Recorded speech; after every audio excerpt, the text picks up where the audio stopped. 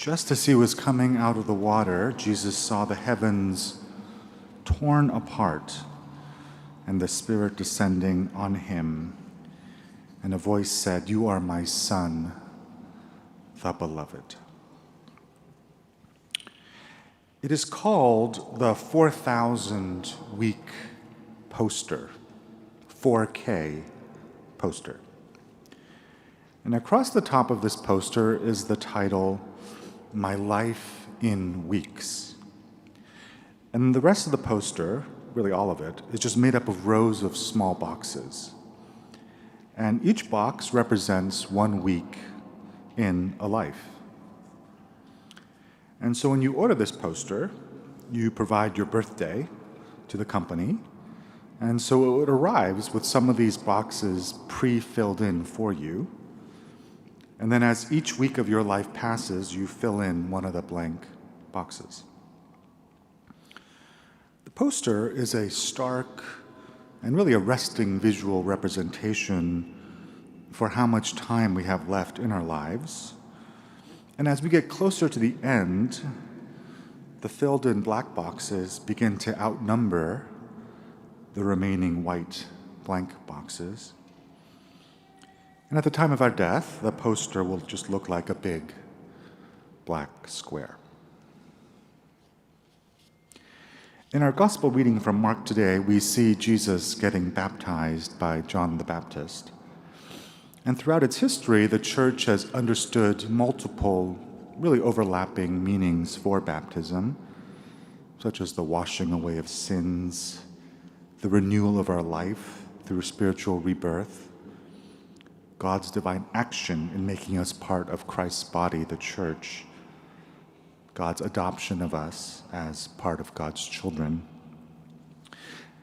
Now, these meanings don't and really can't apply the same way to Jesus.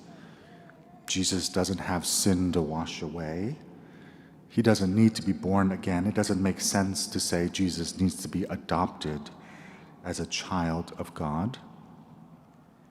And so for all the rich meanings of baptism that apply to us, and which we will see our baptism candidate, Martin, experience in just a few minutes, baptism has a different meaning for Jesus. I think I understand the logic of the 4,000-week poster. Dr. Johnson famously once wrote, "Depend upon it, sir, when a man knows he is to be hanged in a fortnight, it concentrates his mind wonderfully." And according to the poster's advertising copy, it says, "Seeing this poster on a daily basis will push you to take action, enjoy every moment, and focus on the things that matter." And the tagline is slightly terrifying, extremely effective. But this poster, I think, is only effective if it paints an accurate picture of our lives. When we think about Jesus' baptism, it's better to think less about what baptism does to Jesus, like wash away his non-existent sins, and more about what it reveals about Jesus. As Mark tells us, when Jesus comes out of the water, the heavens tear open, and a voice from heaven reveals Jesus' identity as the Son of God. The baptism doesn't make Jesus the Son of God. The baptism just reveals that identity, which has been there all along.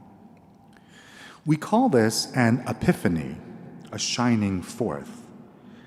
Jesus is baptized.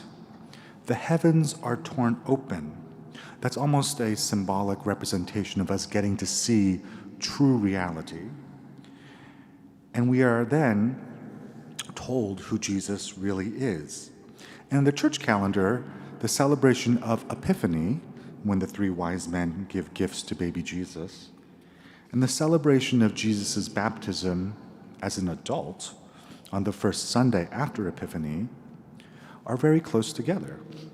Because in a sense, these two feasts are celebrating the same thing, the revealing of Jesus, of who he really is to the world, and then by extension, what that reveals about the true nature, the true reality of our own lives. So at the end of our lives, when we look at our own 4,000-week poster, what will we see? We'll see all those, what had at one point been seemingly endless, white, unfilled boxes representing the life we still yet have to live, all now filled in. We'll see a big black square that symbolizes our impending death. And this is a reality that is so terrifying that it is supposed to motivate us, to terrify us, to pursue our goals. But through the Christian lens, through the lens of the baptism of Jesus and what it reveals, I think there is another way to see that black square and understand it. And I will close my sermon with this image.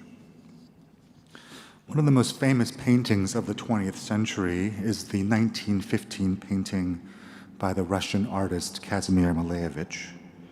It's called The Black Square. I don't really need to describe it. It's basically as you imagine from its title. It's a big black square painted on a linen canvas. But since the painting was so poorly stored during the Soviet era, today the painting looks quite different. It has cracks and scuff marks. And rather than a pure black square, the white of the linen canvas can be seen through the cracks of all that black paint. That, I think, is a much more accurate picture of our life as understood through the Christian worldview.